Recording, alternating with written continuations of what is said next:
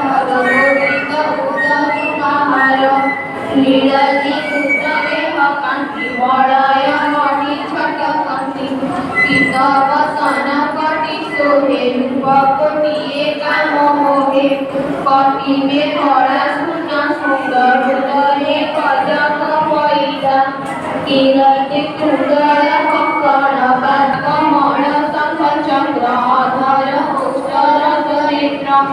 श्रीवत्स चिन्ह हृदय सोहे रत्न कालुका निपाए अपूर्व रूप जोगेश्वर पहुँचे वसुदेव प्रिय रूप अनाय लीला अनादि माधव कनेर नीलतिर होए कृष्ण को देखी विचार पूरी हरि दे हरि ज्ञान ज्ञान रे भक्त स्नान कला